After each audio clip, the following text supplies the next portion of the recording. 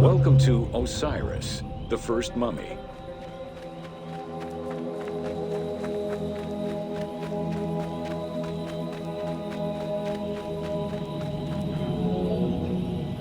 The oldest mummies recovered date from the Old Kingdom, though Egyptologists believe that mummification was in use much earlier than that. At first, the body was mummified through environmental desiccation, by leveraging the dryness of the environment and the heat of the climate.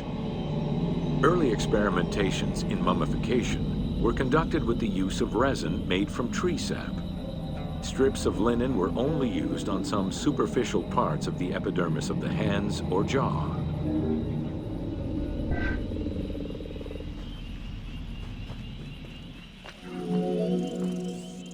Ideologically, the will to preserve the body is not explained in any way until 3600 BCE. This is when the Egyptian belief that the body housed the soul was finally documented for modern Egyptologists to eventually decipher. It was not until the arrival of the myth of Osiris in the Egyptian religion around the 5th dynasty that mummification was thoroughly conceptualized. The practice was thereafter grounded in both a mythological and ideological point of view.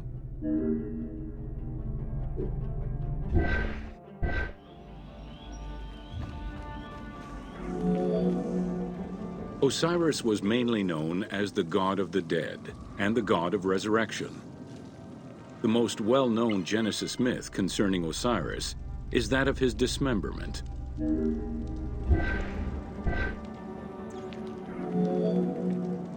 It is Plutarch who gives the most simplified and complete summary of the story. Within Egyptian mythology, Osiris represented the first king to rule Egypt. Jealous of his power, his brother Seth attempted to usurp his throne. After several unsuccessful attempts, Seth succeeded in killing his brother by dismembering him and scattering the pieces of his body all over Egypt. Isis, the Great of Magic, traveled all over Egypt in search of the pieces of her husband's body. After a long search, she recovered all the pieces save for his manhood, as it was eaten by a fish.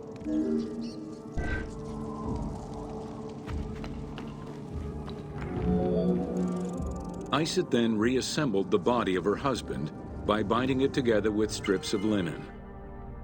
Aided by her sister Nephthys, another powerful magician, they gave Osiris the breath of life.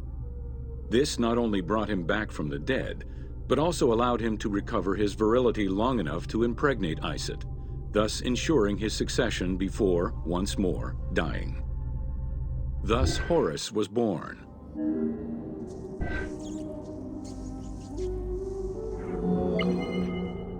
The ritual used to bring Osiris back to life essentially depicts how he became the first mummy.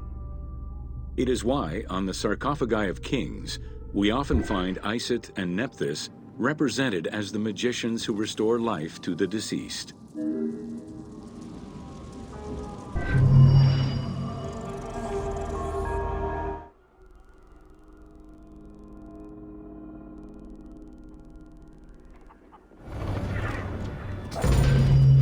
Welcome to Mummies of... The mummification process used by ancient Egyptians was highly ceremonial in nature. The different types of mummification took into account the social level and richness of the deceased and even included animals. The most expensive was that reserved for the pharaoh and the royal family, as well as some of the wealthiest members of the court.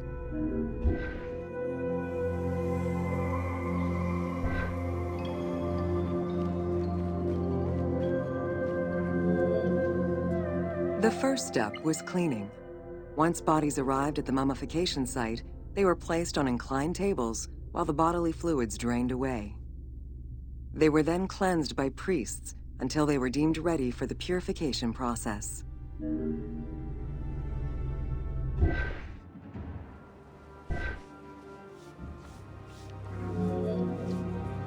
The purification of the body began with a libation from sacred water. The priest then fumigated the body with terebinth resin. After the ritual cleansing, priests used oils, spices, and all kinds of essences to further purify the body of the deceased. Finally, all body hair was meticulously removed.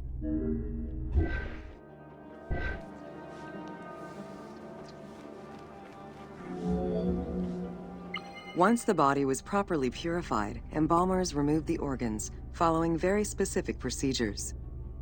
First, the brain was extracted by inserting a spoon through the nostril to break the ethmoid bone.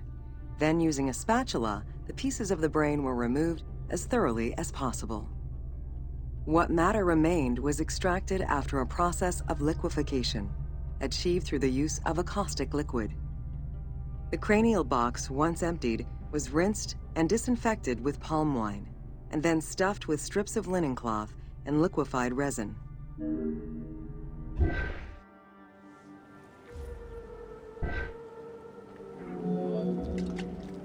After taking care of the brain, embalmers made an incision on the left flank and carefully set aside the viscera. The inside of the body was also rinsed with palm wine. Then the embalmers filled the belly with pure myrrh, cinnamon, and other perfumes and sewed it shut. The removed viscera were washed in palm wine and packed in crushed herbs before being placed in canopic jars.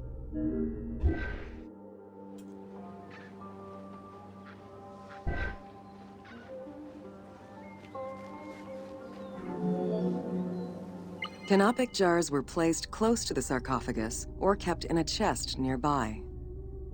At first, the viscera were wrapped in tissue and placed in the vases. As the ritual requirements became more elaborate, ointments, spices, and even water and natron were added to the process.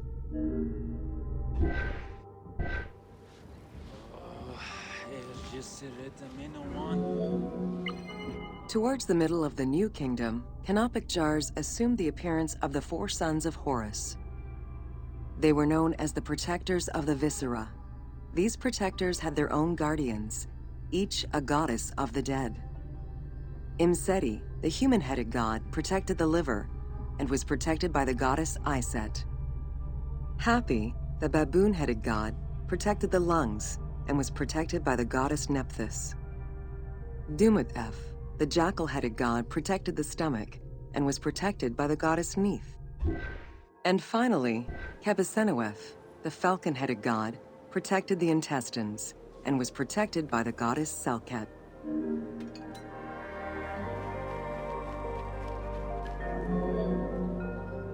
Natron is a naturally occurring mineral found in evaporite. These sedimentary rocks are made up of mineral salts and were generally mined from lake beds in Egypt.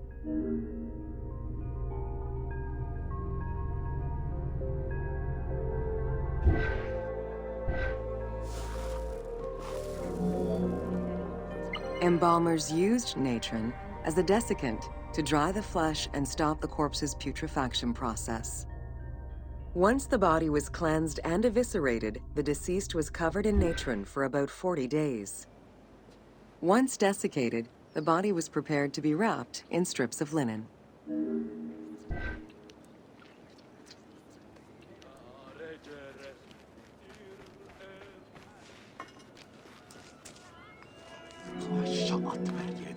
Once the body was fully desiccated by the natron treatment, embalmers oiled, painted, and sometimes even added hair extensions or a wig. They often used a henna-based antiseptic preparation to give the body a more colorful and lively appearance while preparing it to resist molds and fungi.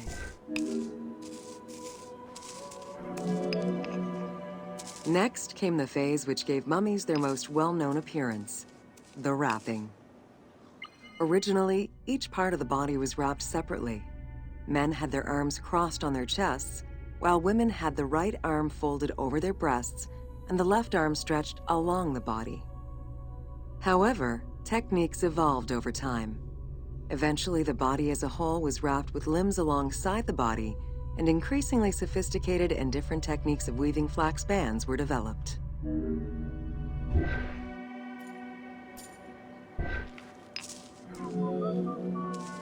In addition to the jewelry and amulets arranged on the skin of the deceased, amulets were also carefully inserted into the weaving of the linen strips. Each amulet was linked to a myth or to an ideological belief related to rebirth.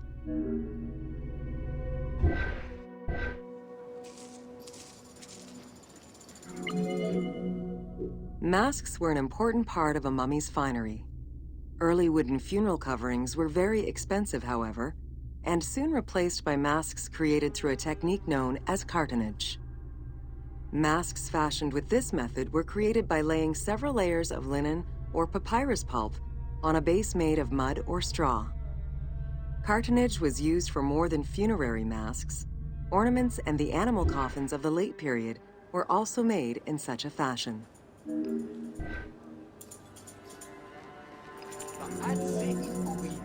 Cartonnage evolved to cover the entire body of the mummy during the 22nd dynasty. The mummies were placed on a board inside a rigid envelope of cartonnage, which was laced at the back with a string. Extremely cost-effective and visually pleasing, this technique was very popular through all layers of the society.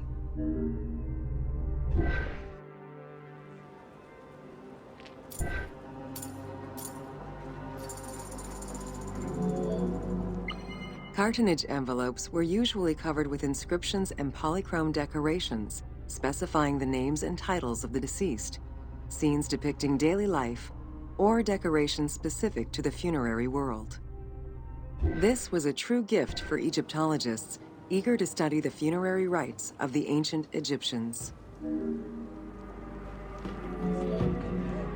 Once the mummy was properly wrapped and adorned, the embalmers proceeded with the ceremony of the opening of the mouth.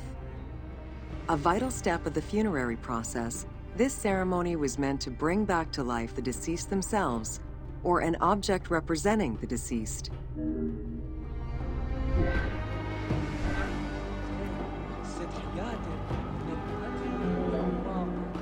There were no less than 75 different stages for the opening of the mouth.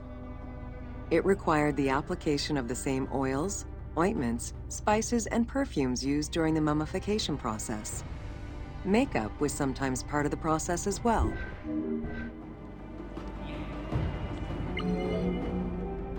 The last stage of this long ritual was the act of touching the mouth with the adze to symbolically allow the breath of life to infuse an inert body.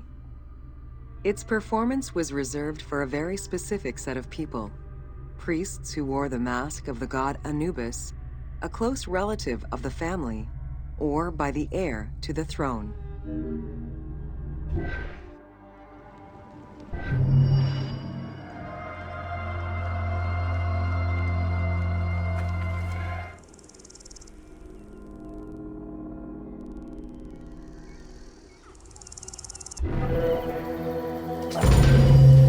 Welcome to The Importance of Mummies.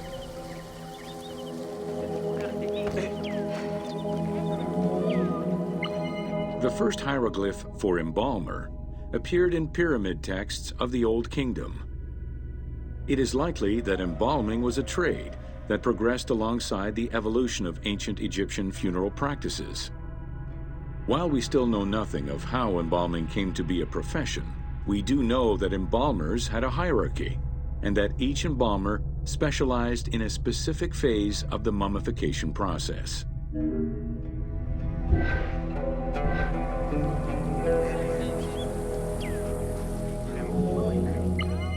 The mummification techniques were jealously guarded by embalmers from generation to generation.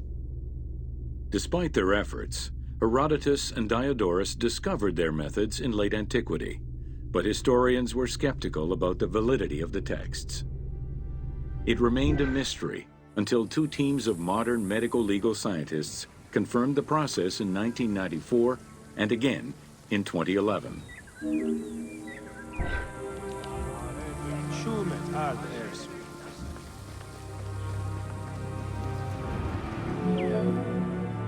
The Uabet, meaning the pure place, was where the embalmers mummified the bodies of the deceased. Until the end of the Middle Kingdom, it was located in tents at the edges of the city due to the smell of decomposition. In the New Kingdom, however, the Uabet was located within the city limits, though still in open-air spaces. In the same way that the practices and techniques of mummification evolved, so possibly did consideration towards embalmers within ancient Egyptian society.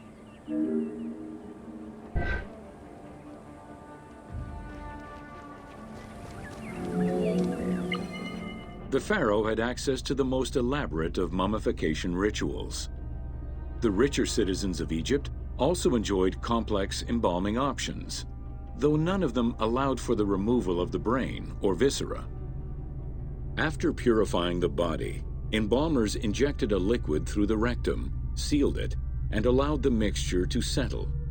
They then plunged the body into natron for up to 40 days. Once the body was dried, the seal was removed, and the entrails flowed out with the injected liquid, leaving the skin and bones of the deceased to be wrapped in linen and returned to the family for burial. The least costly embalming option was for the embalmers to simply inject a product called surmaya and immerse the body in the natron for up to 40 days before handing it over to the family. For all those who could not afford any embalming process, desert burials offered a pauper's alternative to preserve the bodies of the dead.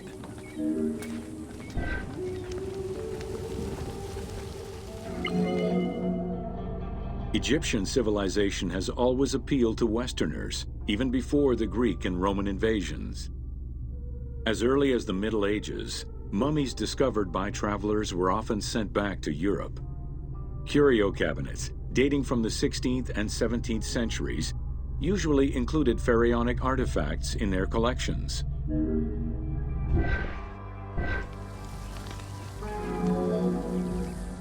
The Egyptomania phenomenon was heralded by Napoleon Bonaparte's Egyptian campaign, which lasted from 1798 to 1802.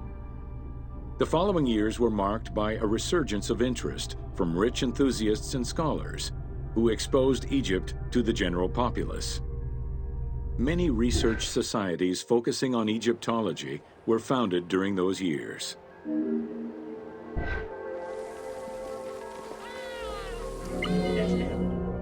By 1868, mass tourism began in Egypt under the aegis of the Cook Agency. The rich would indulge in leisure trips to Egypt and bring back mummies. Upon their return, they would organize evenings that consisted of unpacking mummies and removing strips of linen and amulets layer by layer. These were considered the shining cultural events of the season. The Egyptian collections of many a museum were founded as a consequence of this mass pillaging.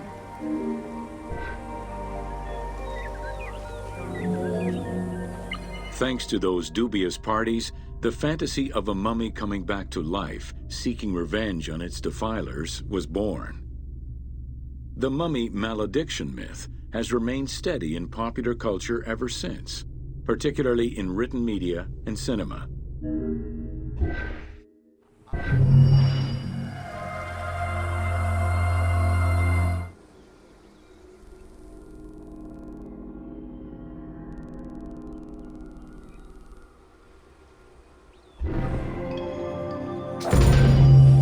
Welcome to Amulets and Rituals. Ancient Egyptians believed the world was a chaotic place, filled with supernatural forces. They knew that art and words gave life and power to things. Carved with images from hieroglyphs or in the shapes of gods, amulets were highly personal objects that warded off dangers and disease while attracting success. Some amulets were temporary, intended to solve a specific problem, while others were meant to be worn forever into the afterlife.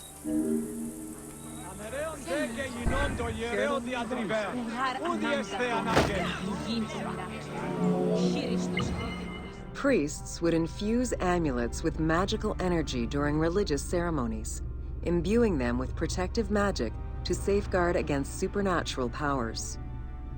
The wealthiest of Egyptians could obtain a divinely ordained pendant in which was hidden a magic formula inscribed on a piece of papyrus, it would act as a unique spell tailored to the owner.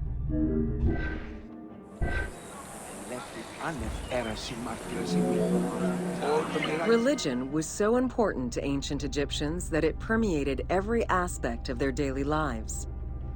Since water was the source of life and had the symbolism of purifying the body and the soul, all daily routines began with ablutions. Personal prayers to the gods were sometimes written or spoken, with family prayers passed down through generations.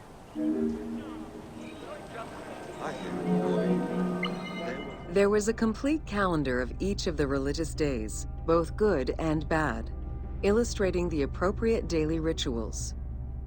Along with wine, milk, and ointments, offerings to the gods consisted of small amulets to life-size statues and family shrines. During the Greco-Roman period, offerings to the gods consisted of mummified animals, cats for Bastet, dogs for Anubis, and birds for Thoth.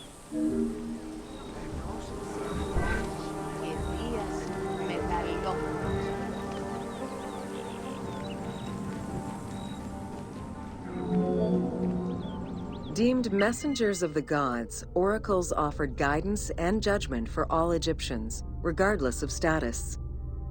Crucial advice was offered on everything from day-to-day farming management to a pharaoh's decision on whether to start a war. Oracles were often used to decide legal issues. If the accused refused the judgment of the god, another god could be consulted in hopes of a more favorable reply.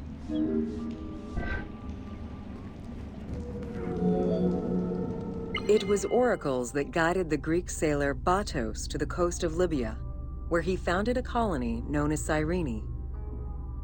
During Alexander the Great's campaign to conquer Persia, he consulted the oracle at the Temple of Amun within the oasis of Siwa, and was subsequently ordained a divine being.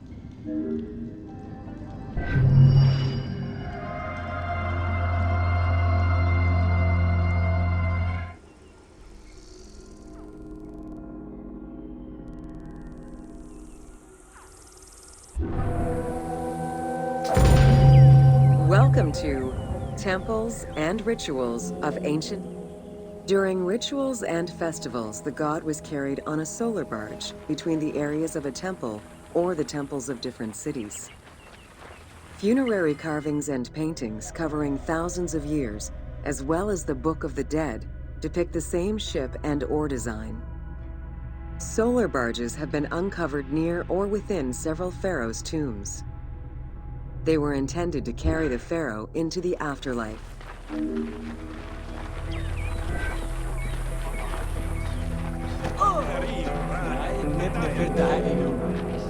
Ancient Egyptians believed that Ra, the sun god, traveled the skies in a boat known as the solar barge. The solar barge was believed to cross over to mythological lands.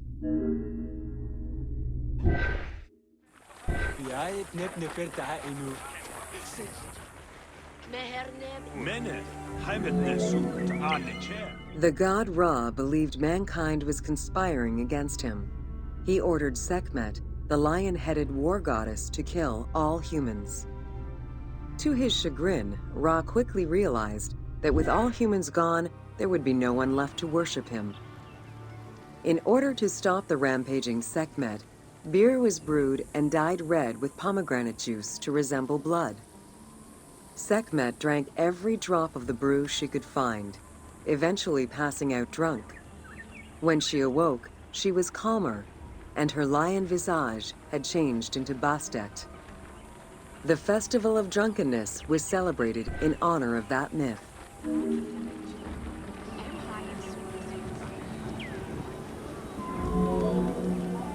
Unlike the daily rituals that took place in the temple and were performed by priests, festivals allowed the entire population of the city to participate. Festivals helped mark the passing of the seasons in the agricultural calendar.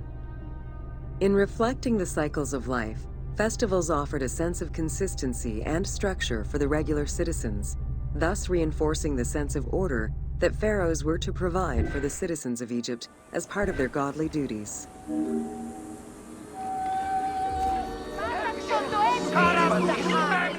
The importance of these festivals is demonstrated by their longevity. Records show that Osiris festivals occurred for more than 2,000 years. Some festivals serve to reinforce state control and promote the king's reign. Both the Opet and Set Jubilee festivals were specifically intended to celebrate the renewal of the king's power.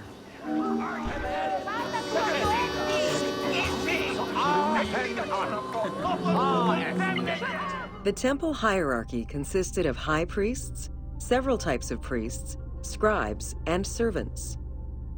The high priest was known as the prophet. Some divinities had up to 4 prophets, and they were the ones to perform the most advanced and complex rituals.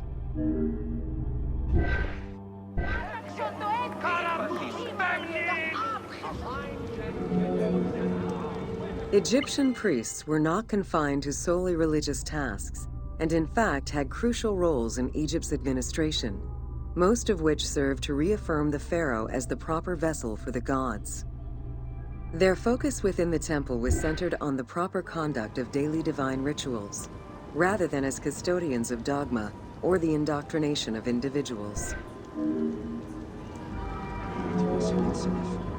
Scribes were custodians of the sacred sciences. Some priests were associated with the funeral rites and were considered the group with medical knowledge.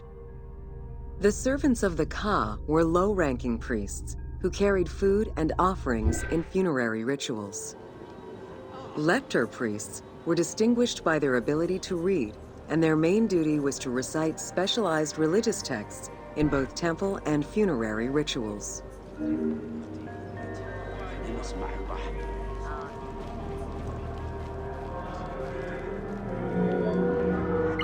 Priests and all the officials who served the temple worked only 3 months a year, with each period separated by a quarter of inactivity, at least within the temple compound. Each outgoing group handed over the temple and their tools to the newcomers. Only the high priesthood remained in permanent office within the temple.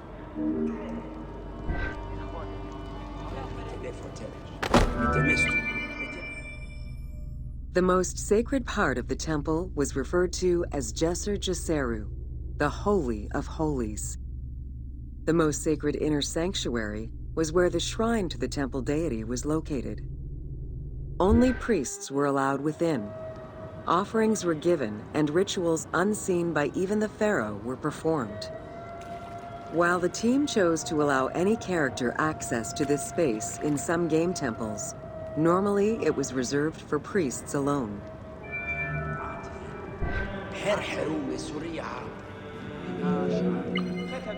Pharaohs and their priests often chose the site of these sacred temples because of some mythological connection or an alignment with the cardinal points and certain stars.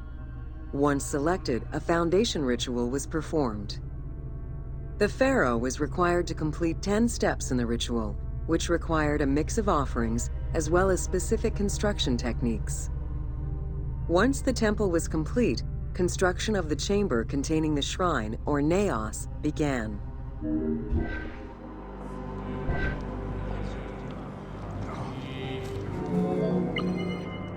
The naos was where the god statue stood.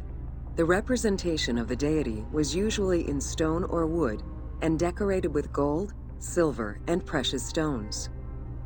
Smaller temples had only one naos, while larger complexes, such as the Temple of Karnak, had many chambers to honor gods, such as Amun, Ptah, and Osiris. Each statue was believed to be a receptacle for the presence or essence of the god's Ka, enabling it to take a physical form. Through the statue, the god came to the shrine to eat, drink, and communicate with the pharaoh, or with the priests standing in for the pharaoh.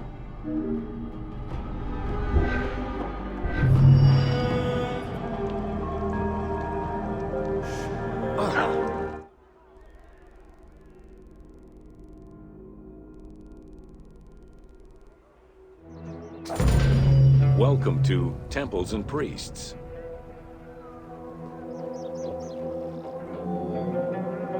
From its foundation, the city of Memphis favored worship of the god Ptah. The main temple of Ptah was known as Hutkapta, meaning Palace of the Ka of Ptah. The name of the temple, translated into Greek as Aegyptos, would eventually evolve into the modern name Egypt.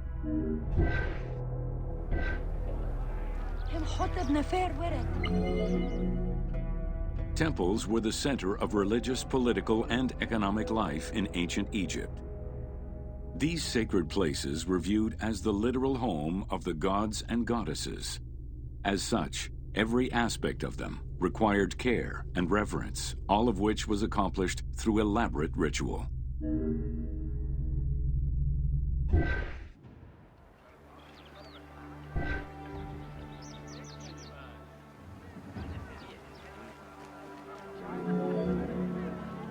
Located in the center of Memphis, the Temple of Ptah was the most prominent and imposing building in the city. The long walkway leading toward the temple, known as the Dromos, was guarded by rows of sphinxes. The entire sacred area was designed to keep the statue of the god protected, deep within the sacred enclosures that surrounded it.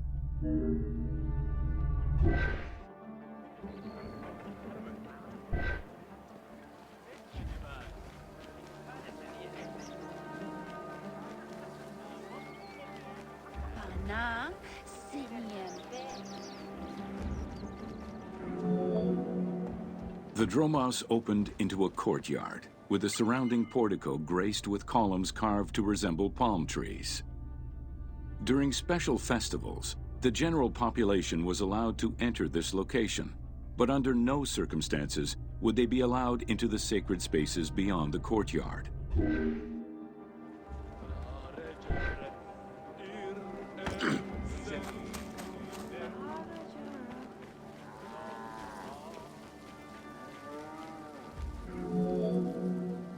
The Memphis Alabaster Sphinx was discovered in 1912, almost completely buried in water and sand.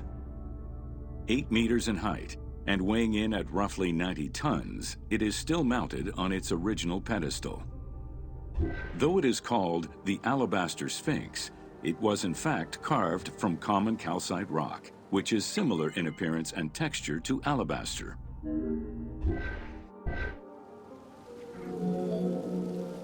Erosion has destroyed the original engravings, making it difficult to determine when it was created. Egyptologists believe that its facial likeness resembles Amenhotep II, and so it could have been sculpted somewhere between 1700 and 1400 BCE.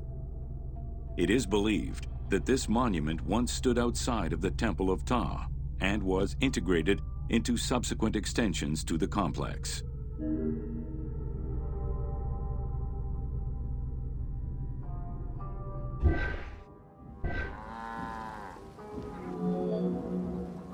The size of the imposing sculpture reflects the importance it had to the temple during the New Kingdom. This Sphinx is one of the few remaining artifacts from the ruins of Memphis to survive.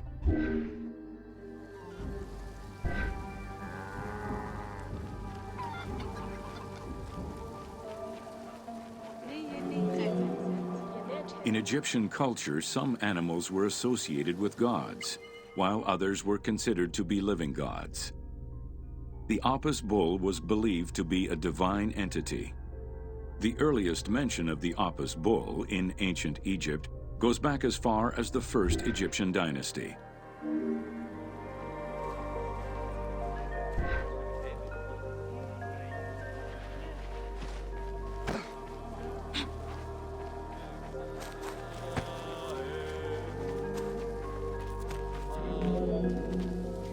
Originally the symbol of fertility, the Apis bull was linked to the god Ra, with the image of the sun carried between its horns. Later it was associated with Osiris, the ruler of the underworld, thus becoming the funerary divinity Osorapis. During the 18th dynasty in Memphis, the Apis bull's association with the city's deity earned it the title Herald of Ptah. The Apis bull was so revered that even Alexander the Great, upon his arrival in Memphis, gave honor to Apis.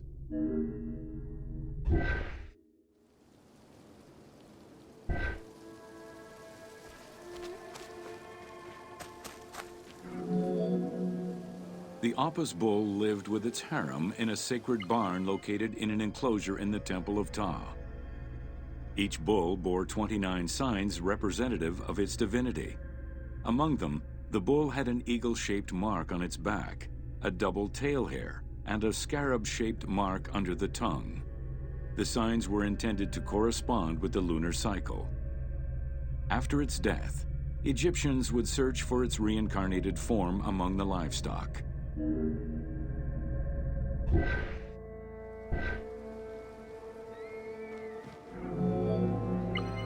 Like other living divinities, the mortal incarnation of the Apis bull was prayed to, and when it died, it was given a luxurious funeral, which included mummification. Until the reign of Ramses II, the Apis bulls were buried in individual graves in Saqqara. During the 26th dynasty, the bodies of the bulls were buried in enormous stone vats in the underground corridors of the Serapeum of Memphis.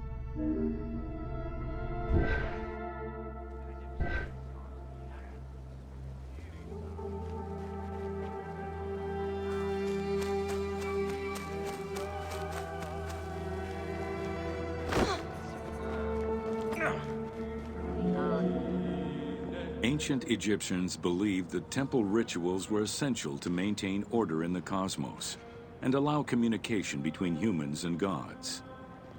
The pharaoh was required to bring offerings as part of a twofold promise made to the gods, to remain a just ruler and to prevent chaos from entering Egypt.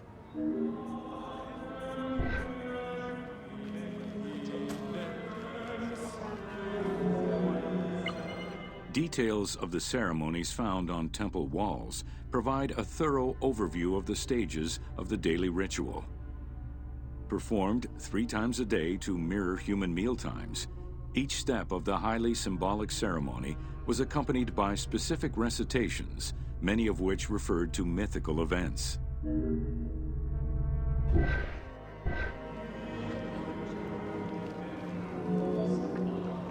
The high priest would first awaken the sleeping god with a chant. Then the seals of the shrine's doors were broken and the bolts drawn back. The act of swinging open the doors was a symbolic gesture where sight was granted to the deity.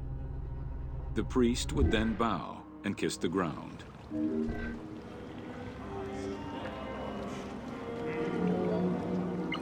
The god was then washed with incense-infused water and its mouth rinsed with mineral salts.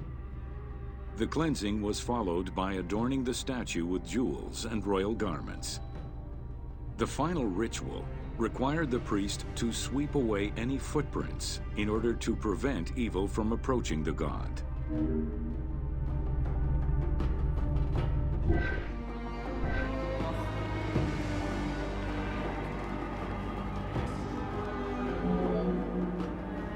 Heredity was the primary source of new recruits.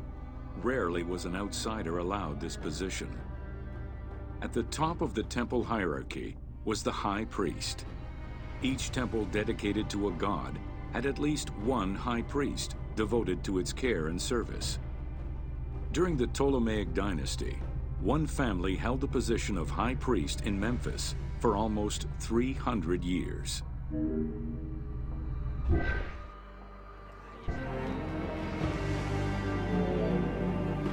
High priest candidates made their way up the ranks of the temple hierarchy. The one chosen to occupy the lofty position of high priest was usually confirmed by the pharaoh. Several of the high priests were also important officials in the government. Families sharing the highest priesthood titles tended to make many alliances, thereby gaining more land and wealth. Shifting balances of power sometimes resulted in more or less open conflicts between the priesthood and the pharaohs.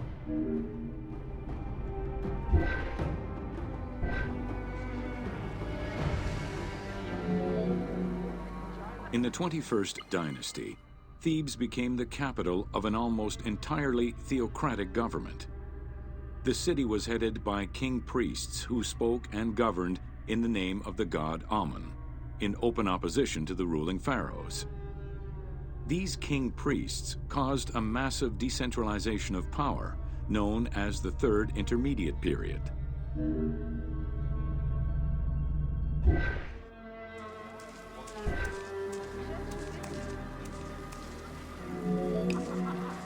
The educational institution in ancient Egypt was known as the House of Life. Attended by the offspring of the elite and the clergy, it was a place tailored to the social status of its attendees. The earliest references to this type of institution date back to royal decrees of the Old Kingdom.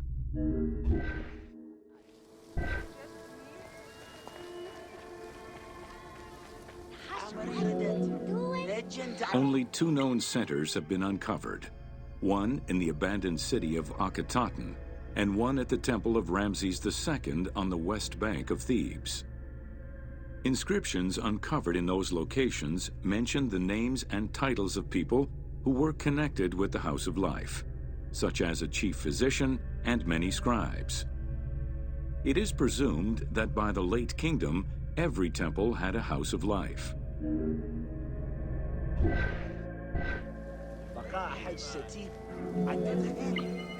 The House of Life offered training for the elite, destined for occupations such as astronomers, doctors, veterinarians, diplomats, architects, translators, or theologians. Some institutions focused on specific disciplines, making them a central hub for the country.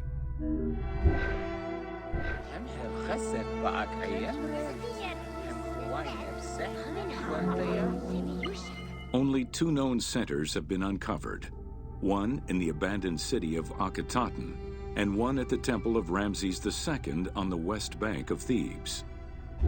Inscriptions uncovered in those locations mention the names and titles of people who were connected with the House of Life, such as a chief physician and many scribes. It is presumed that by the late, not limited to instruction for young students, the House of Life was a source of reference for many scholars, with rooms dedicated to papyri of many disciplines. Because papyri were preserved there, the Greco-Romans referred to the House of Life as a library.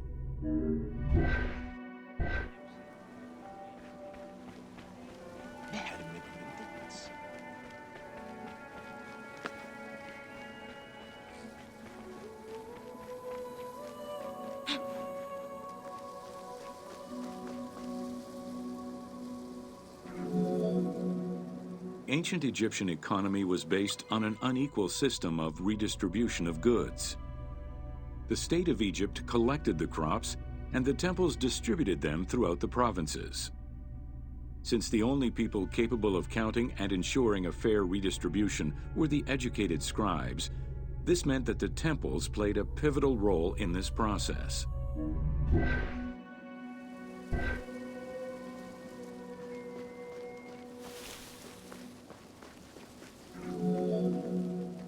There are records of pharaohs making offerings of large tracts of land and animals to temples in order to maintain their favor. Ramses III offered generous gifts to the temple of Amun in Karnak in such a manner.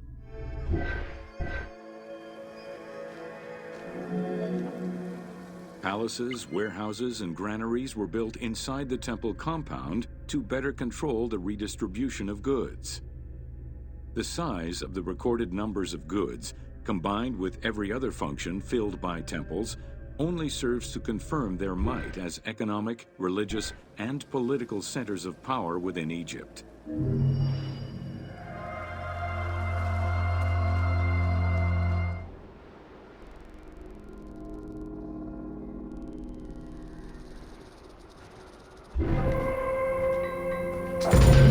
Welcome to Building Ancient Egypt.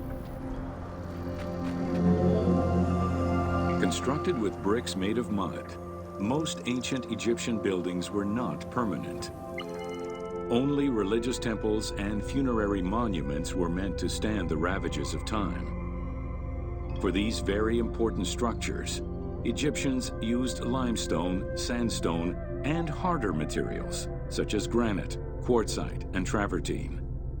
These heavy stone blocks were so prized that they were often transported from quarries located hundreds of kilometers away.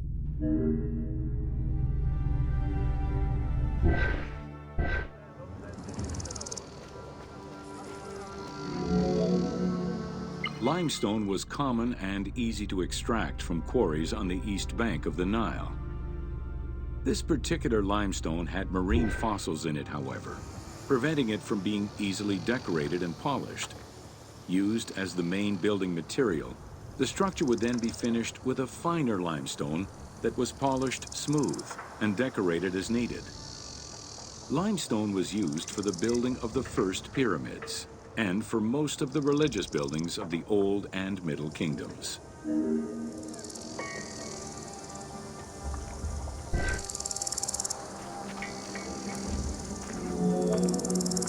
Ancient Egyptians preferred to use sedimentary rock beds or layers like sandstone and limestone because they were often easier to extract.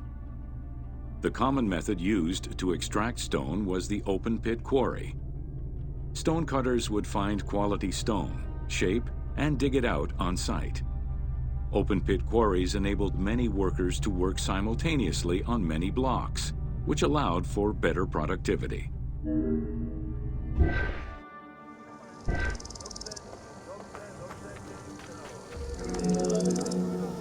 Workers would draw a large grid directly on the stone's surface, taking care to leave a space between the blocks.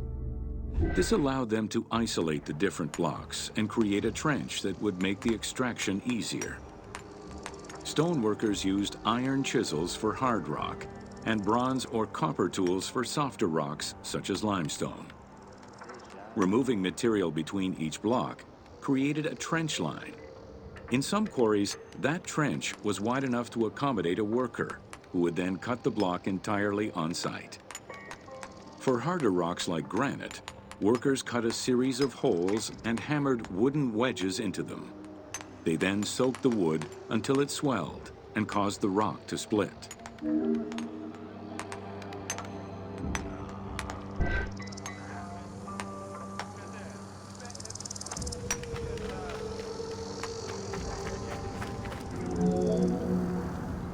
The gallery extraction technique was used when the desired rock was buried under layers of rubble.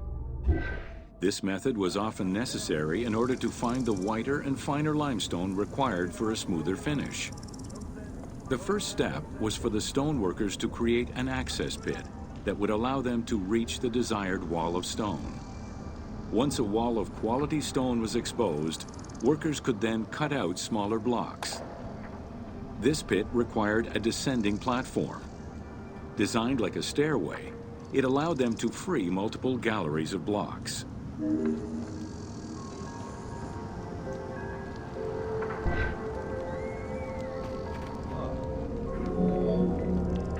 To cut the stone, they created a longitudinal kerf or slit, and then cut the rock at a 90-degree angle. The lower side was determined along the geological layers or by using a horizontal cut. Wooden wedges were inserted in the rock and hammered in.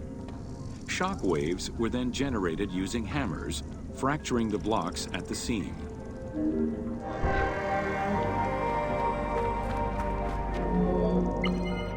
To maintain the stability of these mining pits over the course of quarrying, workers would leave support sections of unexcavated rock.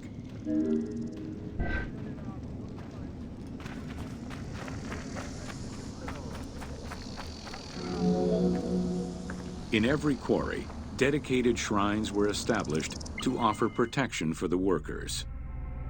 In particular, Serket, the scorpion goddess, was considered a very powerful deity among quarry workers. Every mine and quarry of ancient Egypt included a scorpion charmer who was said to use magical powers to ward off the dangerous insects and keep the workers safe.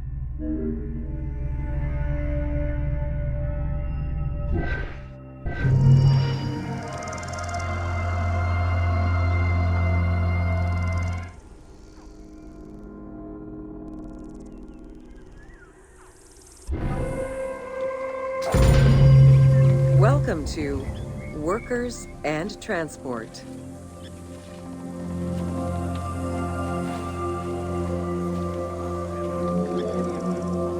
Whether workers were employed for the pyramid construction or at the quarries, the government supplied food and housing.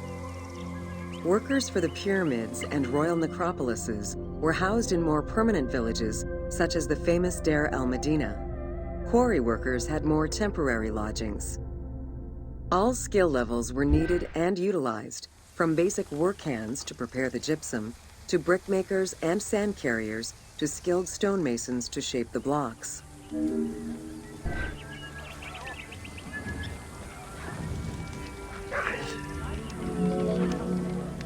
Skilled architects and engineers were employed year-round, while support labor were often farmers who worked on the quarries or construction during the Nile's flood season. The basic laborers were hardworking and versatile. Many may have been farmers who joined the construction during the off-season. Hieroglyphs found in the work villages listed assigned job titles.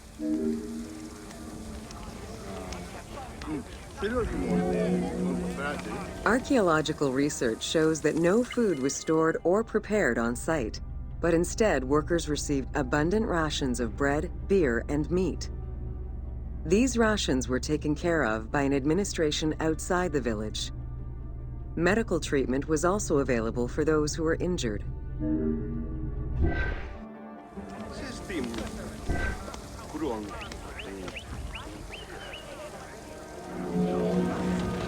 While some quarries were close to the Nile, others were located across the desert and required long expeditions.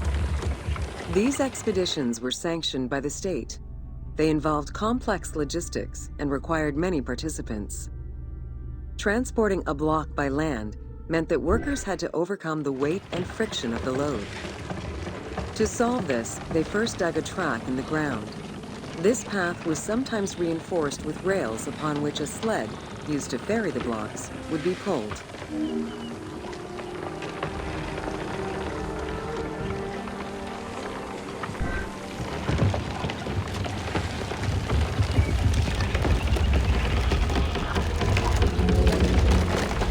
Whenever possible, blocks were toppled from a higher elevation onto the sled.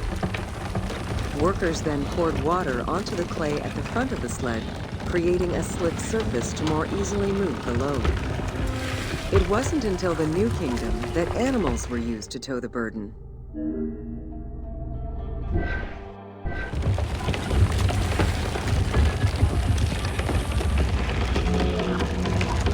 During flood season, the Nile was at its largest and deepest, which allowed the transportation of the heaviest and biggest loads. Quarries close to the river had troughs dug out to deliver the stones to the shoreline. Harbors and wharfs situated at the river's edge allowed the transfer of materials and supplies. Harbor warehouses accommodated additional stocks of stone so that they were available for the winter sailing season.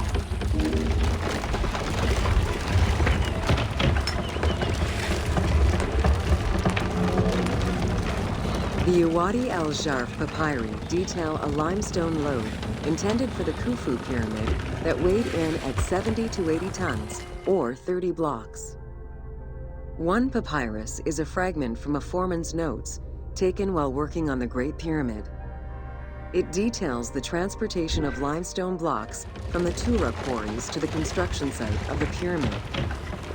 The other papyri are shipping logs containing archives of the sailors assigned to sail the Red Sea and the Nile.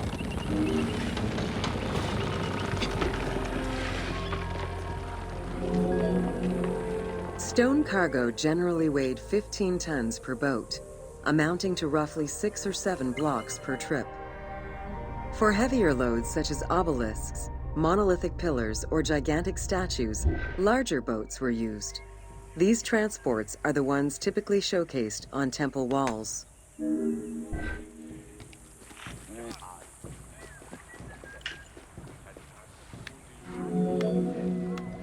River transportation was the most efficient way to ferry stone blocks between the quarry and the construction site.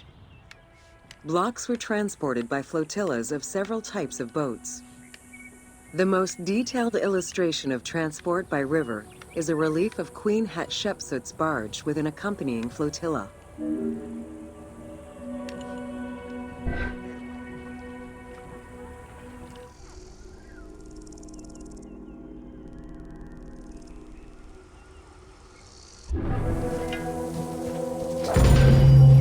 Welcome to Agriculture and Seasons.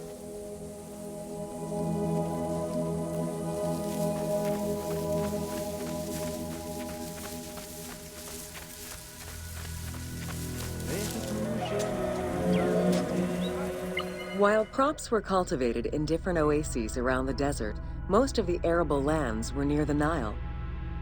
Two types of cereal grain were cultivated: barley and an ancient wheat known as emmer. These two key ingredients contributed in establishing bread and beer as the staple of the Egyptian diet and the basis of its economy.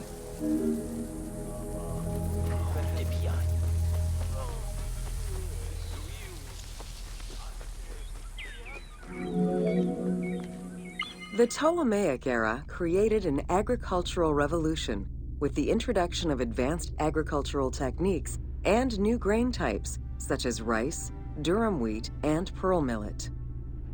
The resulting agricultural mass production greatly increased the economy of ancient Egypt. It also prompted the development of storage and transportation, allowing long-distance trade with other regions.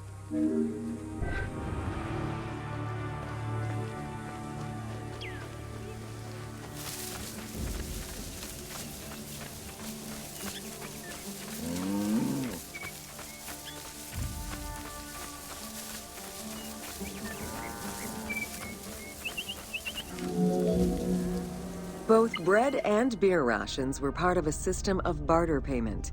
The state used those goods to pay wages for those who worked in the quarries and at the construction sites. Beer was so important to ancient Egyptians, they had a goddess of beer brewing, Tenenet. Tenenet is seen in many paintings and sculptures with beer, and women are depicted as the primary beer makers.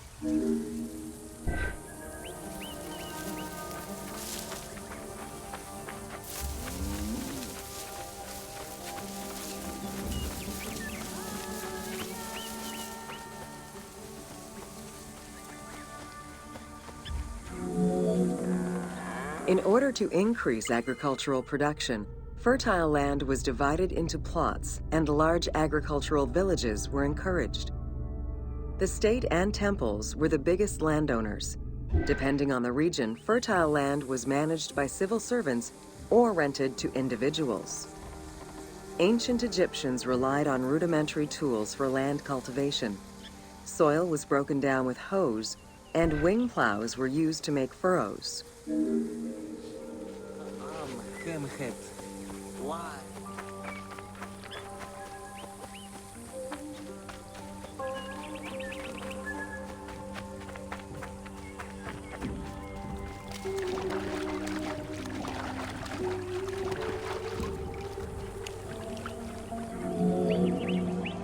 The three seasons known as Akhet, Peret, and Shemu corresponded to a specific phase of the agricultural process and the river's natural changes.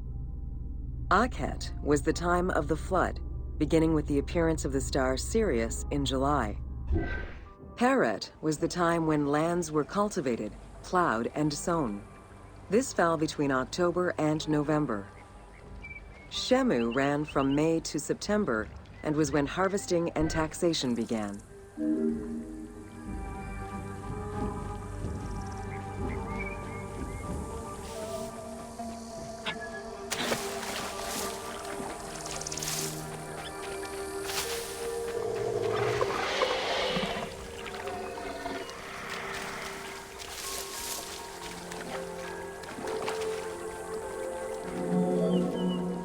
The pharaoh's duty was to uphold order against chaos and provide for his people.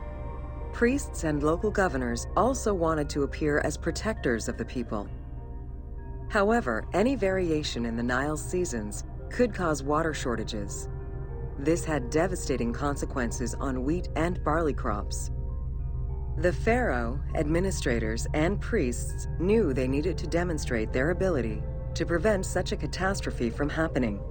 And so they invented the story, which would be inscribed upon the famine stela.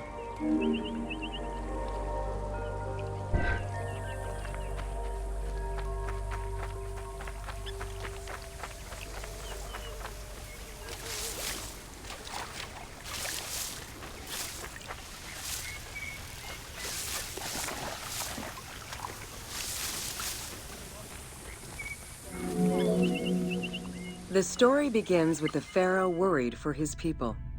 The Nile hasn't flooded in years, and his people are starving. In search of the origins of the flooding, Djoser seeks out Khnum, the protector god of the region and the source of the drought. Djoser gives the god offerings and orders his priests to restore the temple of Khnum. These offerings please the god, and the floods are restored. This story was intended to highlight the importance of the deity in everyone's daily lives, while also demonstrating the crucial role that the priests and the king played in feeding and protecting the people of Egypt.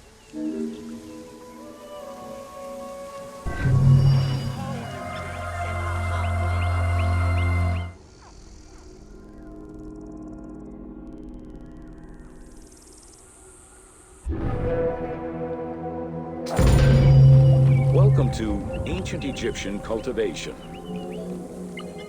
The new grain types of the Ptolemaic period required a great deal of water. Farmers needed to ensure they had effective, consistent irrigation.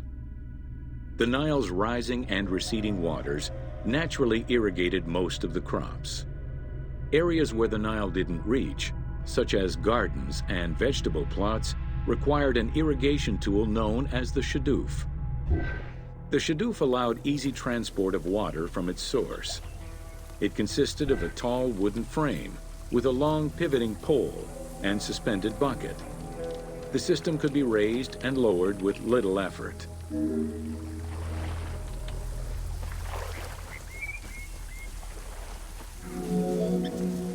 Later, a Sakya, or water wheel, was invented. The Sakya needed animals to turn the wheel, which rotated buckets through the water. It drew the water to an elevation of 3.5 meters and enabled a great deal of control over the irrigation process. This improvement supplied larger areas and thus resulted in larger harvests.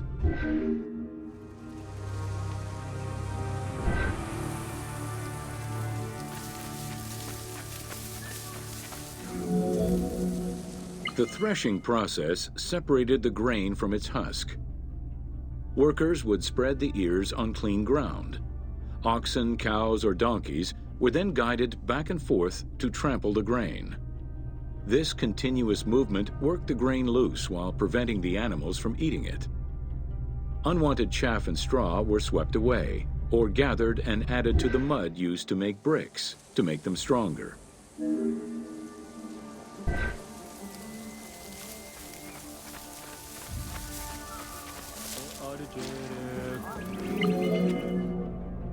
Winnowing was the stage where workers used wooden scoops to throw ears in the air. The wind carried off the chaff, leaving the heavier seeds to fall to the ground. This action was repeated until the undesired materials were sifted out. Grain waste was mixed with manure or other organic substances to produce brick-shaped dung loaves that could be easily burned. A standardized brick size enabled Egyptians to mass produce this byproduct and use it as a commodity.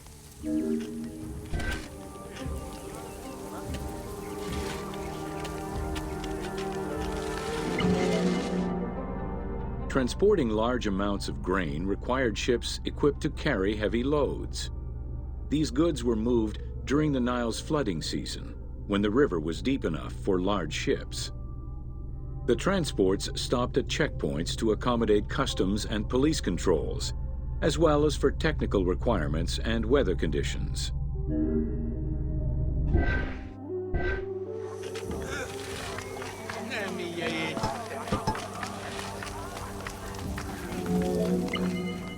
Having reached Alexandria's inner harbor, the wheat was unloaded under the supervision of a civil servant in charge of wheat management.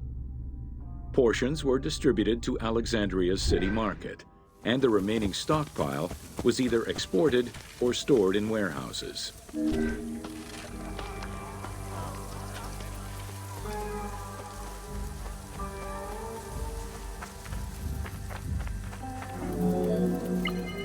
Grain storage facilities were located across all of Egypt. Temples and institutions had large silos, while individual houses had storage sheds. In some houses, arched cellars were built into the foundations. These watertight chambers were accessible from the ground floor through a trapdoor. Royal granaries acted as the storehouse and distribution centers, and managed state payments to civil servants, soldiers, and the police.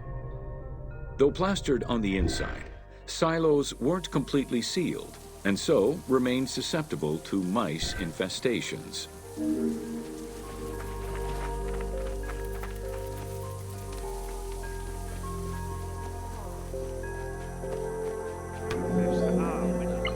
When the grain was ready for processing, it was poured into bowls and pounded into a coarse flour.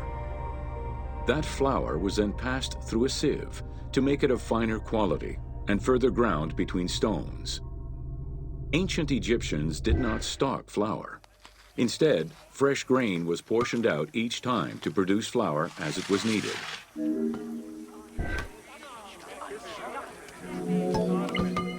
The sieves used by ancient Egyptians were unable to filter out sand and stones. Grit often passed into the flour, causing long-term tooth abrasions among all classes of Egyptians.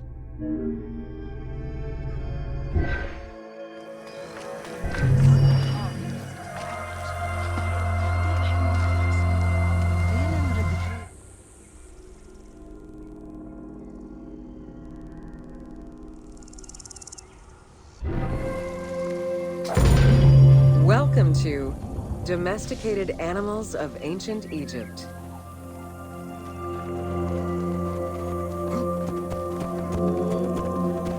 Agriculture and domesticated livestock were introduced 6,000 years ago. Archaeologists have found traces of cattle, donkeys, pigs, and dogs. Dromedary are thought to have been introduced during the Persian invasion.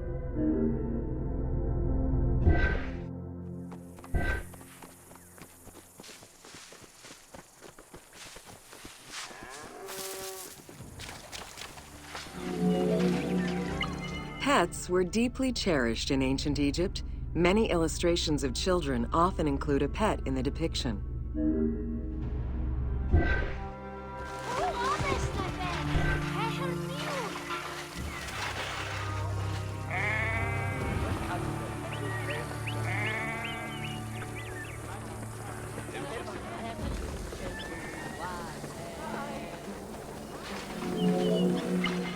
One of ancient Egypt's most iconic animals, the cat, wasn't adopted into their daily life until the Middle Kingdom. Since they were so highly capable of killing snakes and rodents, cats were present throughout every period. However, they only became pets sometime during the Middle Kingdom. Prince Thutmose, son of Amenhotep III, had his cat Tamu laid to rest in its own sarcophagi.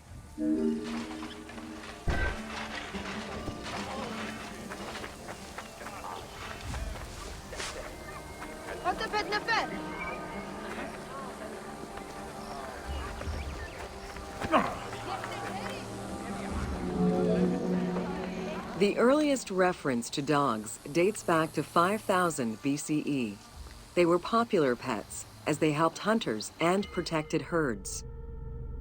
They were closely linked to Anubis, the jackal-headed god. Baboons, monkeys, and even falcons were tamed as pets. Each was mummified and buried with as much ceremony as any family member.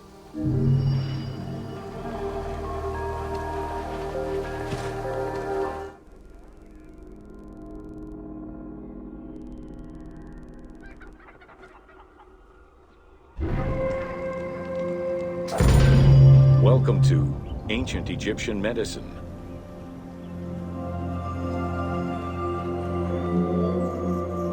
Evidence of advanced medical procedures have been found on mummies, and ancient Egyptians left detailed medical writings from diagnosis to follow-up treatment. One of the oldest known surgical studies is the Edwin Smith Papyrus. It's one of the first documents in history that notes an association between the integrity of the brain and cognitive functions, including cases of ocular complications and paralysis following head trauma. Vinegar-treated marble stone from Memphis was used as an anesthetic.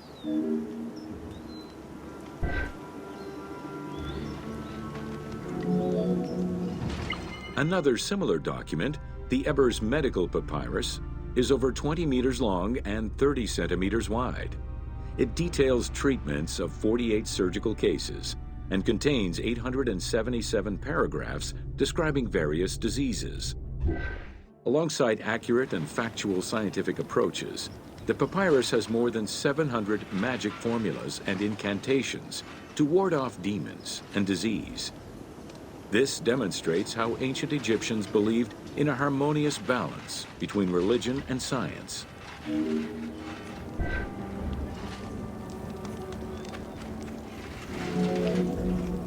Remedies were considered as medicine and carried by doctors and priests. Village doctors often had another job alongside their medical duties and the preparation of medicines. A cure for blindness was made of fermented honey, ochre, and coal. The science behind it was that honey functioned as an antiseptic and antibacterial, while ochre would reduce the swelling. All of their knowledge did not always suffice. Ramses II died of an infection caused by an abscessed tooth.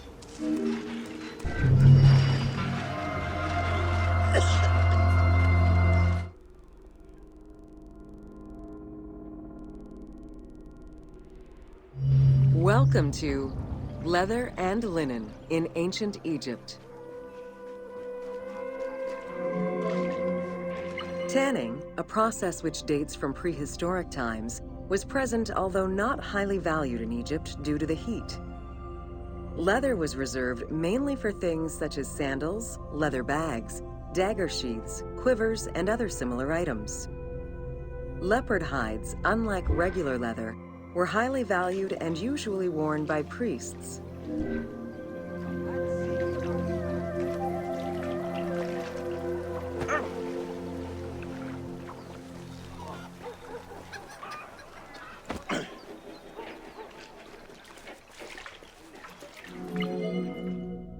Valued for its coolness and freshness in hot weather, linen was the fiber most commonly used for fabrics and textiles. It was produced from flax, which was plentiful in Egypt. Fibers were usually dyed before weaving. While color was used in the production of textiles, dyes weren't commonly used for clothing, and most Egyptians wore white. The color represented spiritual purity, a goal to reach for every day of one's mortal life.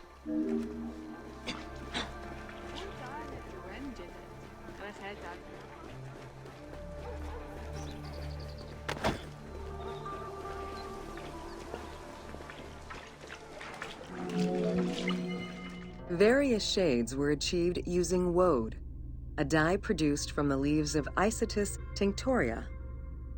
The plant was cultivated for this purpose within the Nile Delta and allowed for the creation of various colors.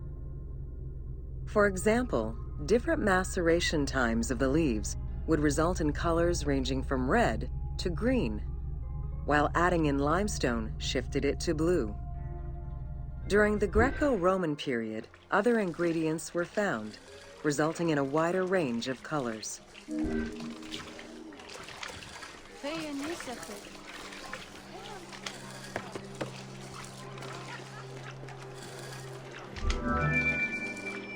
This area's style is strongly influenced by the dye baths and tanneries of modern-day Fes in Morocco. This helped Ubisoft envision what such locations might have been like in ancient Egypt. While this tannery is within the city walls, back then they were often found outside the city boundaries. The tanner's trade was considered off-putting by the Greeks, as all these operations resulted in noxious smells.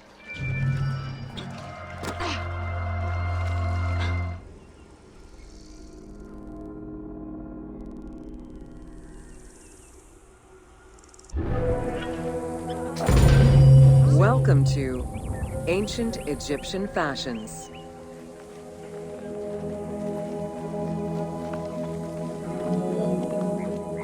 Learning what life was like for ancient Egyptians presents many differences, and yet also surprising similarities to how people might live today. Understanding the daily lives of regular citizens so many thousands of years ago is ultimately what connects us as human beings.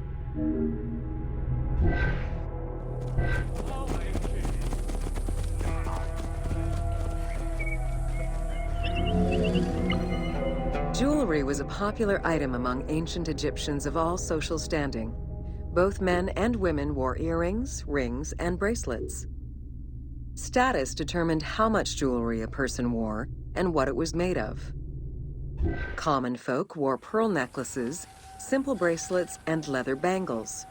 Brightly colored earthenware and glass paste were a favorite enhancement.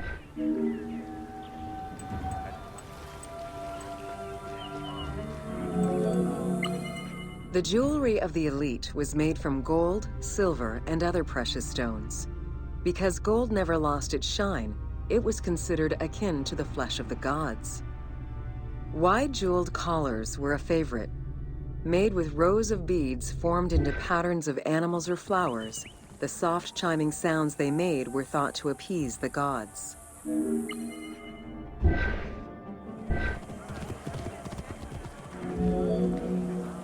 Though idealized, tomb paintings are a catalog of the changing fashions of ancient Egypt from the Old to the New Kingdom.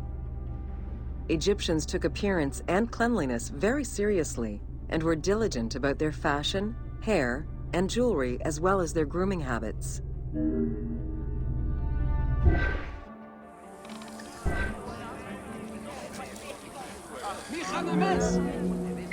The fabric of ancient Egyptian clothing was almost entirely made from various grades of linen. Linen was commonly white, draped over the body, and cinched at the waist, though some garments were sewn or tailored. Wealthy men wore long tunics, loincloths, or kilts, while poor men only wore loincloths. Women wore long dresses, with differences residing in the quality of the fabric, depending on social status. Egyptians commonly went barefoot, but could also wear sandals made from... Cosmetics, including concoctions to prevent body odor and bad breath, were an integral part of everyday life for Egyptians. Used by both men and women, cosmetics were used as moisturizing ointments and sun protection as much as for beautification. Red ochre, a natural clay, was the most readily available cosmetic to tint lips and cheeks. Henna was used on nails and lips, and as hair coloring. It was also favored by richer women to decorate their palms and the soles of their feet.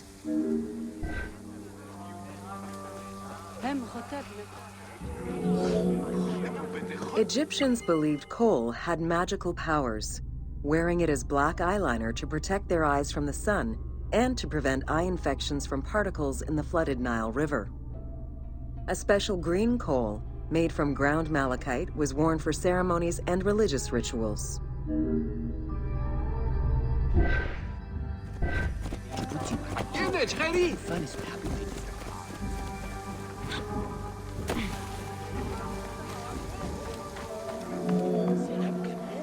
Women and teenage girls wore their hair long and often braided. Wealthier women included carved combs or hairpins. The length of men's hair rarely dropped past the shoulders.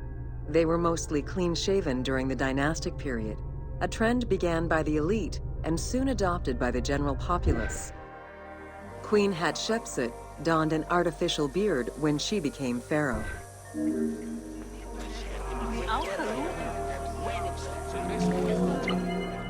Wigs were very popular, used for special occasions or to conceal gray hair or baldness. They were fastened in place with beeswax. The most expensive wigs were made from human hair and reserved for royalty. Other wigs were composed of linen, wool, or animal hair.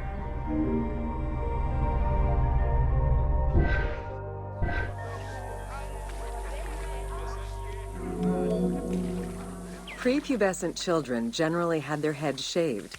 Young girls kept some strands intact, while young boys had a braid worn on the side.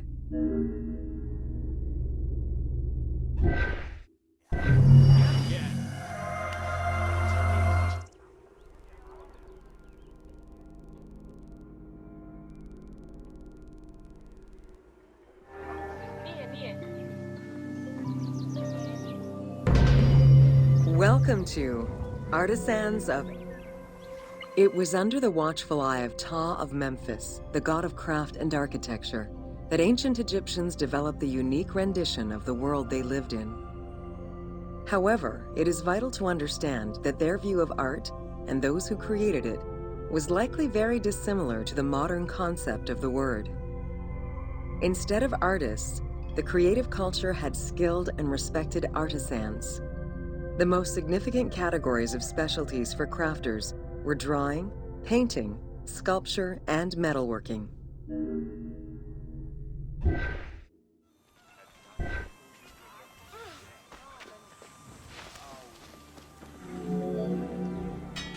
Ancient Egyptian craftspeople created both art and a wide variety of mundane, everyday tools. Every item created had a specific purpose and was produced by anonymous artisans who worked alone or with a team. Most crafts, such as pottery and metalworking, were utilized for everyday items. Luxury goods and artwork illustrations served temple rituals and were not meant for public display. Artisans rarely signed their names to the work, though they were clearly aware that they possessed a unique skill and talent for the task.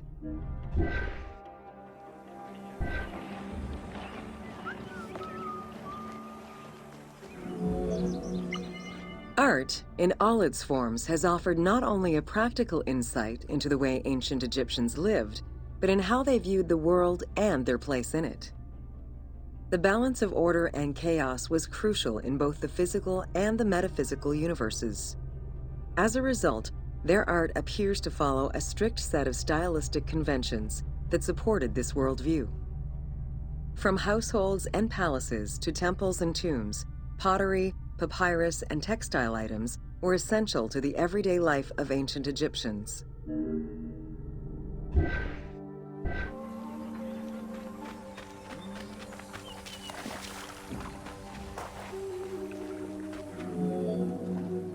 In ancient Egyptian culture, drawing was used as illustration, such as seen in the Book of the Dead. It was also the first step in the creation of a relief, painting, or statue. Two-dimensional representations were concerned with order and form, and were intended to honor gods and promote the transition of the soul to the afterlife.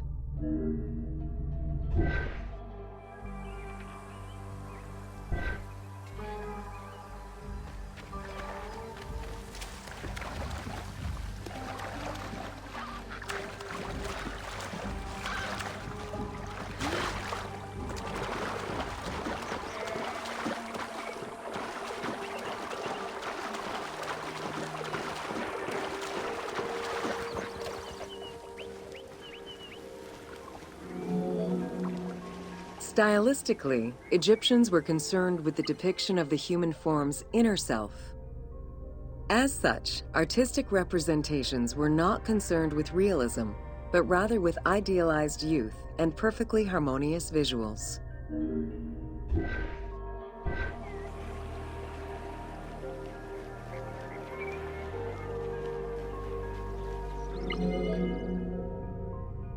An exception to this were scenes depicting hunting and battle, where the environment and enemies moved in lively, even chaotic ways. Animals and foes were depicted piled up, as if describing chaos, with Egyptians standing in solemn, disciplined poses, bringing order to the scene.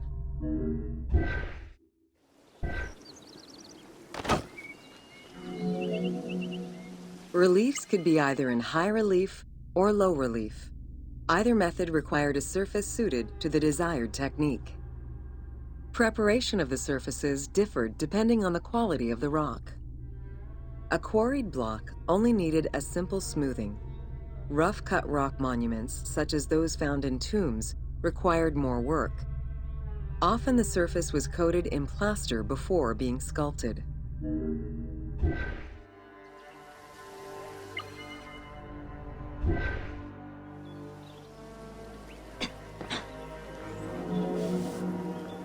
For reliefs, preliminary sketches were drawn in red, then framed with a red grid to position the elements of the scenes. Corrected sketches were in black, and once approved, the scene was ready to be carved. This method likely explains the name given to relief makers, the one who draws the outlines.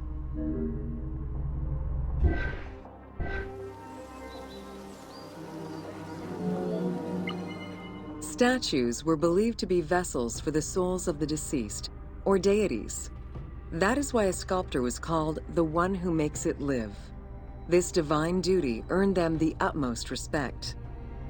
As with a relief, creation of a sculpture began with a drawing. Most statues were made of quarried blocks of stone, primarily limestone, though sometimes harder stones such as quartzite were also used.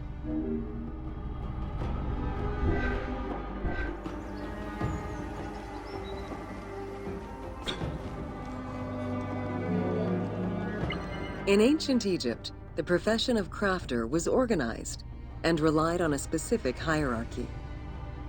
Most artisans depended on an institution to provide them with raw materials. There were 3 working levels for craftsmanship: domestic, large estates, and within palace and temple workshops. Some royal workshops, at their largest, covered an area of about 2.8 square kilometers in size.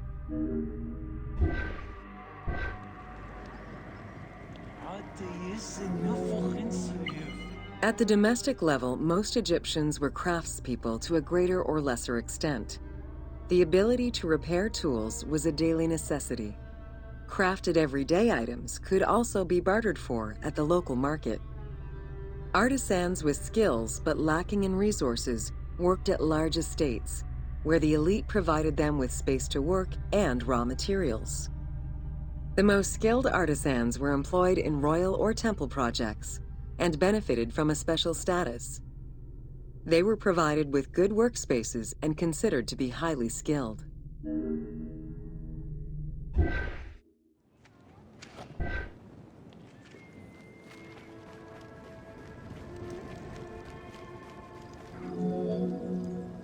An ancient text known as the Satires of Trades has a number of descriptive summaries that offer teasing glimpses into how artisans were perceived. A coppersmith was said to stink and have fingers that resembled crocodile droppings, while potters were said to be like those who lived in bogs.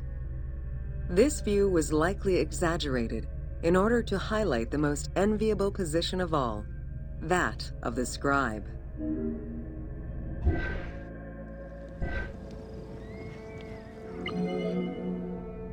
Located near the Valley of the Kings, Deir el-Medina was a settlement created by order of the king to honor the most skilled artisans. Its name translates as the monastery of the city.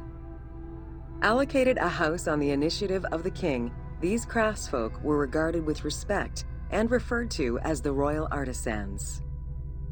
Those who lived there worked on the tombs in the Valley of the Kings and its surrounding temples.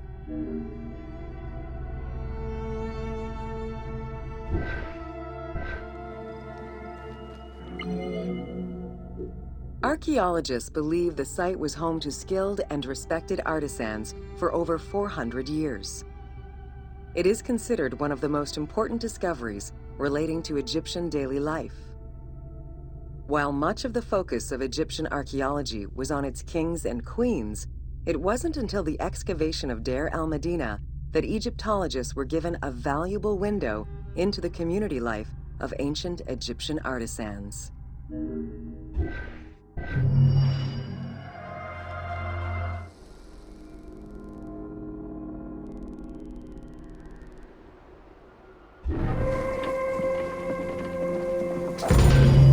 Welcome to Evolution of Pottery in Ancient Egypt.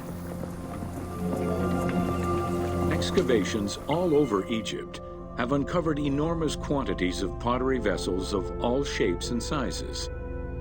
The production of pottery was mainly confined to the outskirts of settlements due to the materials required and to keep the kiln smoke away from inhabited spaces. The function of the product determined the selection of the raw material, its treatment, its form, as well as the finishing of the surface.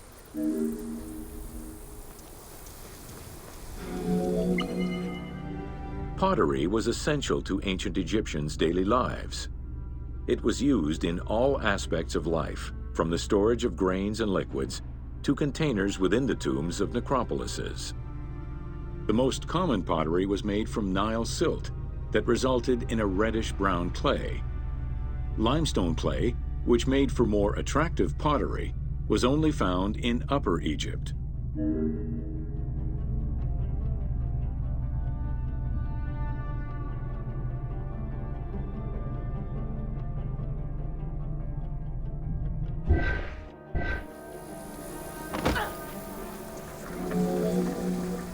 Early pots were made from pinched or coiled clay. Chopped straw, ashes, and other minerals were added, and the mixture was then smoothed and decorated before being put in the oven. Pots were fired in bonfires or enclosed within a brick kiln.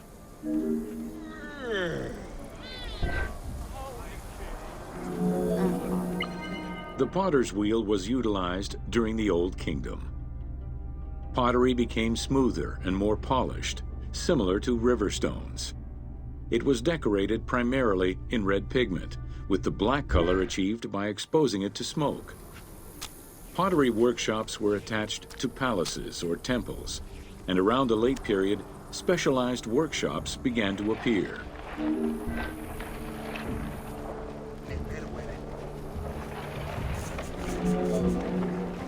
Quartzite particles, which created the rich blue or green glazing, became common during the New Kingdom. Mediterranean motifs and tin-based glazing came with the Greco-Roman era.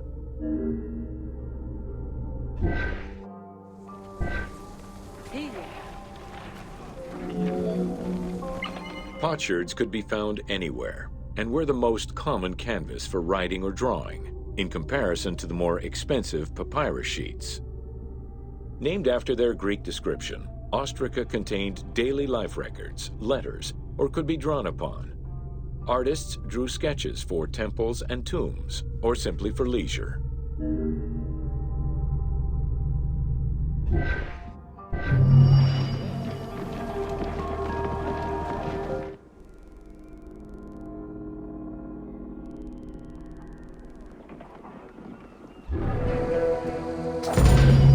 Welcome to the Egyptian household. In pre-Greco-Roman culture, women were considered equal to men in many matters. They owned property, testified in court, could divorce and inherit. Until the Greeks and Romans restricted their rights, Egyptian women could take over their deceased husband's trade. Marriage contracts included mentions of allowances and items of value brought to the marriage by the woman, which would forever belong to her.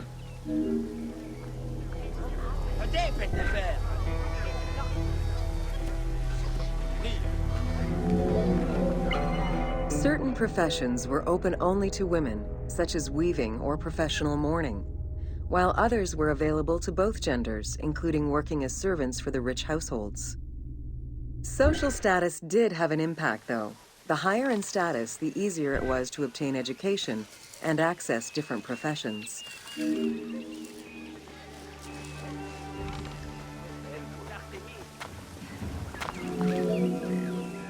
Homes were generally composed of 3 rooms. First, there was the entrance, furnished with a small bench of brick, probably intended for a statue and protective divinity. Then there was the ceremonial room, meant to receive guests. The last room was either a bedroom or kitchen. Furniture consisted of basic chairs, chests, and storage. Tables were not used for family dinners. Instead, each individual had a small table of their own.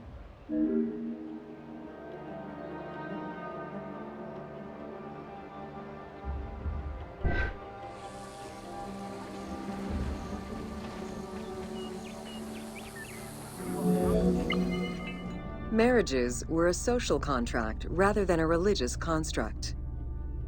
Family was vitally important to ancient Egyptians, and children were considered a blessing from the gods. The father, mother, and their children were the nucleus of the family, and cohabitation sometimes extended to mothers-in-law, sisters, aunts, and sisters-in-law.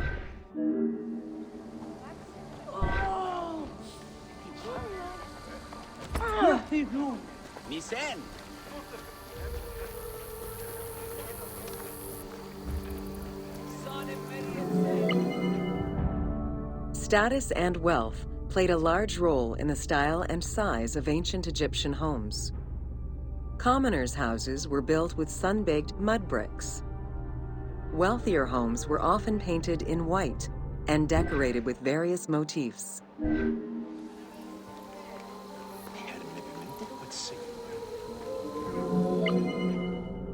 Town officials and the rich lived in mansions with numerous rooms that were luxuriously decorated. Only temples and tombs meant to last for all eternity were built with stone.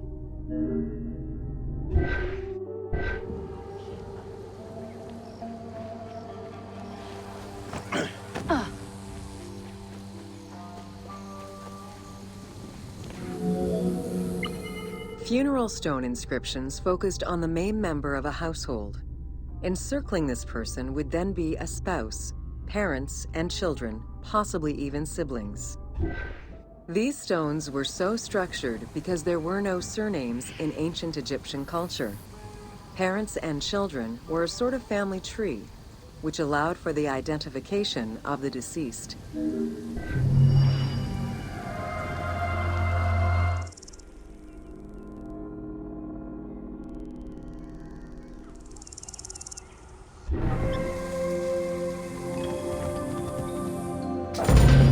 Welcome to Bread and Beer. While the Mesopotamians invented beer, including using a straw to avoid the sediments and herbs, ancient Egyptians perfected the brewing method. Egyptian beer's quality was determined by alcohol strength, color, and flavor. During the Pharaonic era, beer was the most commonly used and important alcoholic beverage. The state and temples used it, along with bread, as payment to workers, and it was included on the lists of food offerings to the gods and the deceased.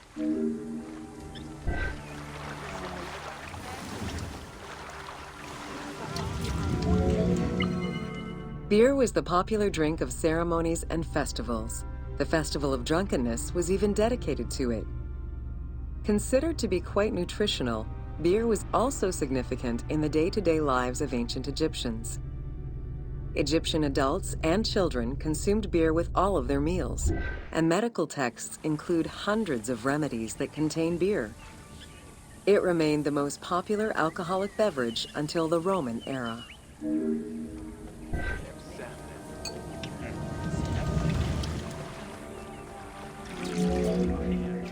Recipes for beer varied over time and depended on the quality of the materials. Bakers and brewers typically worked alongside one another at the same workshop or house. Many families often produced the quantity appropriate to their own consumption, with better quality beers produced for festivals and other special occasions. The most basic recipe used malted cereal as the main ingredient. Fruits such as dates were added along with honey and spices.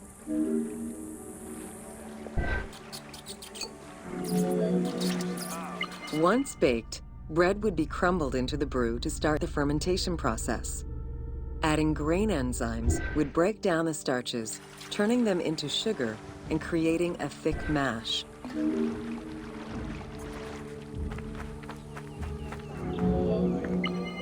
Once ready, the bread and grain mixture was compressed and then strained through a sieve with water into the mix of malt beer. Once fermented, the beer mash was transferred to large containers and again compressed by foot or with pestles.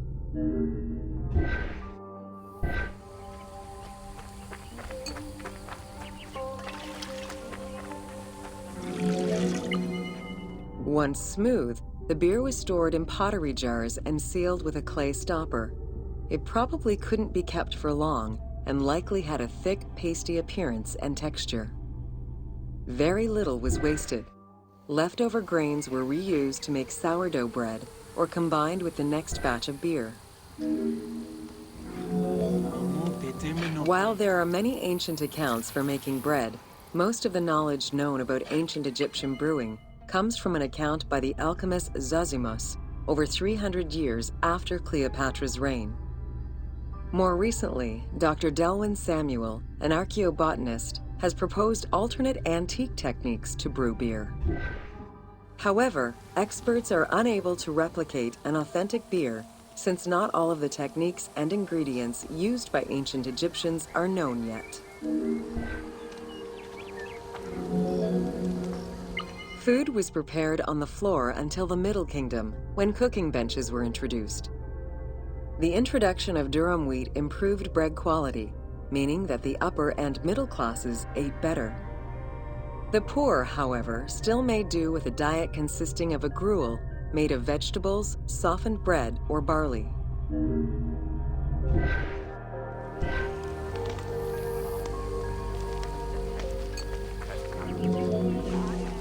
Dough was kneaded by hand or foot, and when sufficiently blended, additional items were added, such as fruits, nuts, honey, and spices. To leaven the bread, they added sourdough or leaven from beer brewing. Ovens were circular or beehive-shaped and made with clay or brick. If there was no oven at all, a bread maker used the hot sand to bake flatbread, a technique still in use by some Berbers today.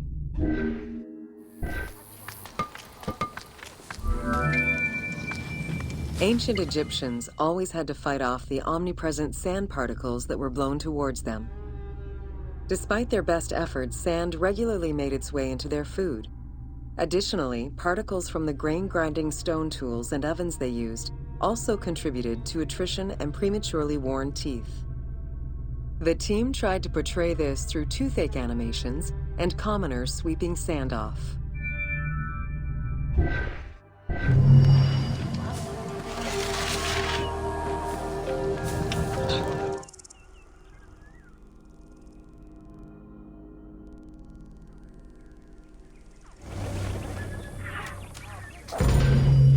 Welcome to Wine in Ancient Egypt. When the god Horus lost his eye in a war with Seth, the ancient Egyptians believed the eye turned into a vine, and the vine's tears became wine.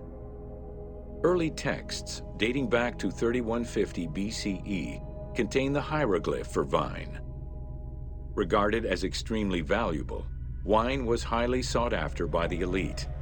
It was also an essential part of many religious ceremonies. A millennia-old tradition, grape cultivation and wine production was regimented in the way typical of ancient Egyptian bureaucracy. Egyptians kept careful records of winemakers, which they clearly identified on labels. Every landowner with a modicum of self-respect usually kept a vineyard. This held particularly true in the regions of the Fayum and the Nile Delta.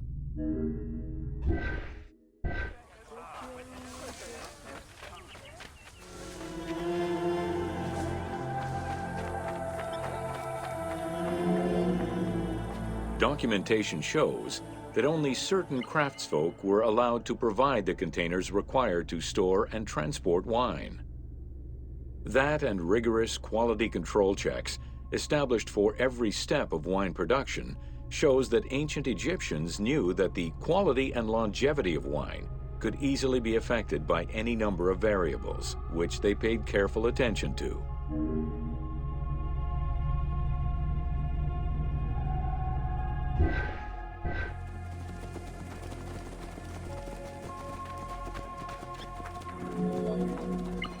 Egyptians had different kinds of wines, most of which ranged in quality from good to very good.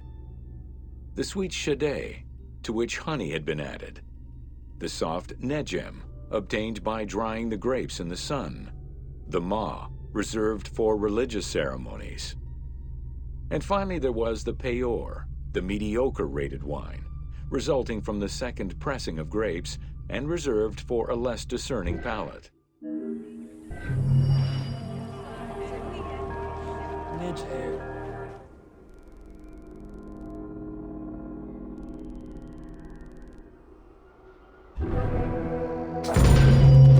Welcome to Oil in Ancient Egypt.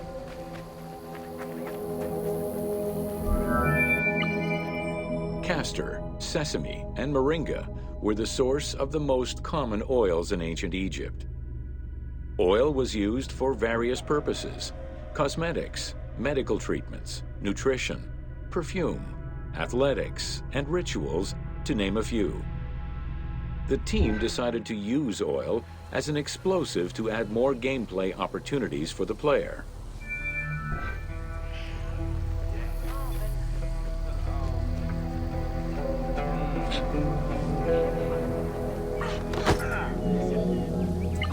Ancient Egyptians originally used castor oil in wick lamps, but also for cosmetics, such as facial and hair treatments. There is mention in some papyrus of castor oil being prescribed to treat constipation and help pregnant women. Castor beans were found in ancient Egyptian tombs as early as 4000 BCE. Castor oil was made by pressing the beans from the plant of the same name.